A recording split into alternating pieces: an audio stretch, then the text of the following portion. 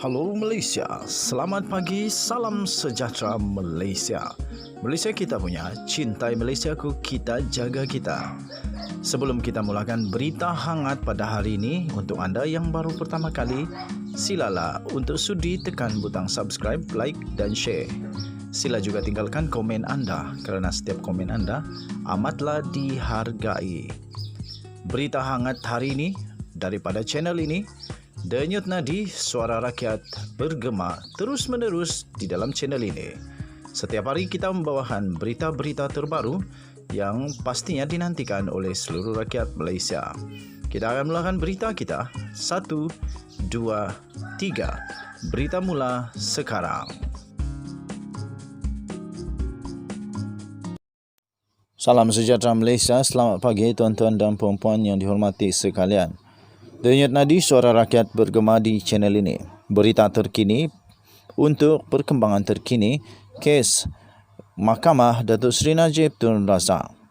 Berita ini dipetik daripada malaysiakini.com bertarikh 28 September 2022. Bertajuk Pembelaan Najib, Kemuka Surat Putra Arab Saudi dan hadiah wang tunai 100 juta US dollar.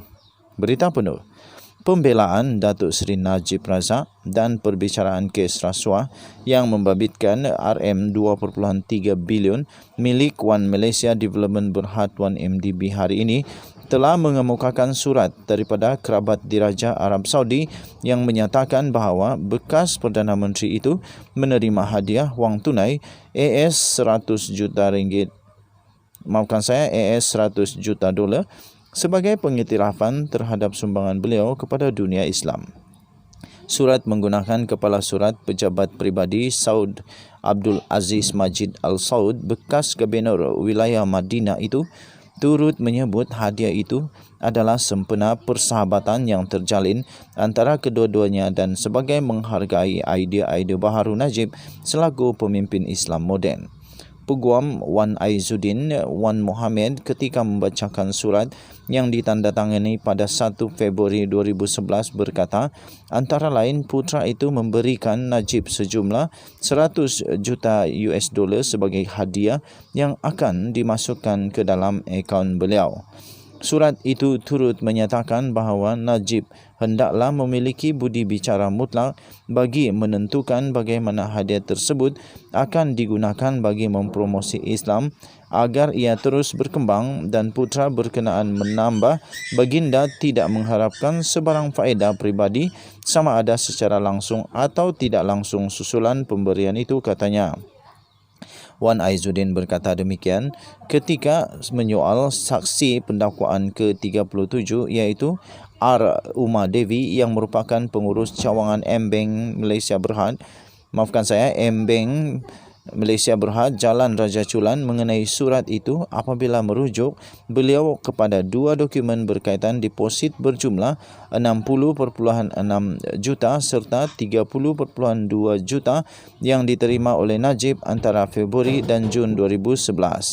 Wan Aizuddin bertanya dalam transkrip mahkamah yang telah dilihat, adakah anda bersetuju bahawa terdapat kesimpulan yang tidak dapat dinafikan bahawa AS 100 juta yang disebut dalam surat itu dan kedua-dua transaksi ini adalah hadiah pribadi? Uma Devi menjawab, saya tidak boleh membuat kesimpulan kerana jumlahnya berbeza dan juga tidak pasti sama ada surat itu telah diberikan kepada pihak bank sebelum kedua-dua transaksi dilakukan. Wan Aizuddin kemudian bertanya semula, daripada pihak cawangan bank surat ini tidak pernah dirujuk? Uma Devi menjawab, ya. Saksi berusia 43 tahun itu turut memberi keterangan bahawa tiada tindakan diambil bagi menghentikan kemasukan AS 620 juta ke akaun Najib pada Ogos 2013 kerana tiada amaran dikeluarkan kepada pihak bank apabila transaksi itu dilakukan. Beliau berkata terdapat beberapa tanda amaran yang diteliti oleh bank seperti jumlah wang yang dipindahkan, tujuan dan pendedahan maklumat daripada pelanggan. Katanya saringan akan dibuat berdasarkan kesemua tanda amaran ini. Pelanggan tidak akan dimaklumkan kerana ia akan menyebabkan mereka berjaga-jaga. Katanya sambil menambah, pelanggan tidak akan dimaklumkan bagi membolehkan pihak bank menjalankan siasatan apabila terdapat tanda amaran.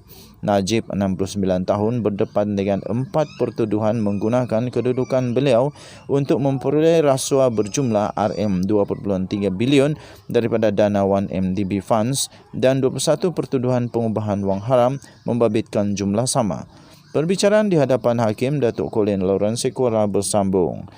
Kita jumpa lagi Denyut Nadi Suara Rakyat bergema di channel ini. Bye-bye.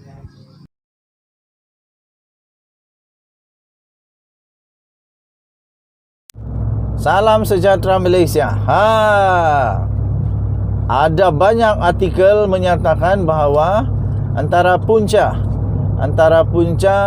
Zahid Hamidi dibebaskan oleh mahkamah, hakim yang arif lagi bijaksana, adalah kerana kegagalan dan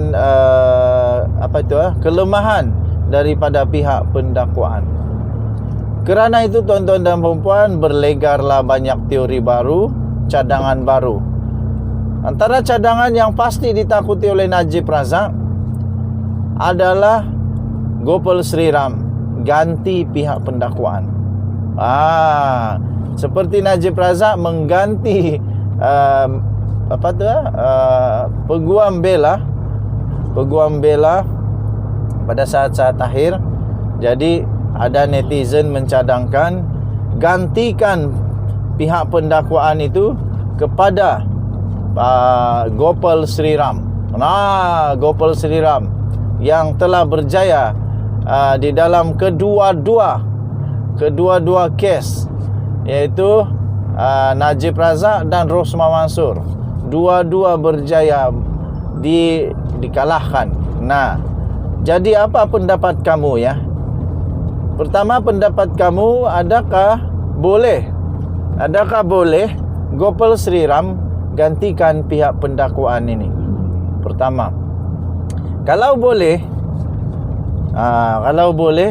kamu setujukah kalau Gopal Sri Ram tukar pihak pendakwaan dan apabila di Mahkamah Rayuan nanti seterusnya ialah Gopal Sri Ram yang membuat tim baru. Itu yang pertama. Kedua, apa perasaan Zahid Hamidi kalau Gopal Sri Ram ganti jadi ketua pendakwaan? Di sinilah ndak tahu macam mana. Jadi kalau Gopal Sri Ram yang tukar, saya fikir Zahid Hamidi akan juga bertindak seperti Najib Razak, seperti Rosmah Mansur yang mati-matian berulang-ulang kali mahu supaya Gopal Sri Ram digugurkan daripada kes. Jadi tuan-tuan dan puan-puan yang dihormati sekalian, saya fikir adalah menjadi satu yang amat menjadi mimpi buruk ngeri bagi Zahid Hamidi kalau Gopal Sri Ram dan pasukan Gopal Sri Ram yang berjaya memastikan Najib Razak daripada Mahkamah Tinggi sampai Mahkamah Persekutuan kalah. Begitu juga dengan Rosmah Mansur, di Mahkamah Tinggi dia juga kalah. Okey. Jadi adakah Gopal Sri Ram akan mengambil tindakan untuk bertindak sebagai pendakwaan? Kita nantikan bersama-sama. Sebab itu baru teori dan cadangan daripada netizen.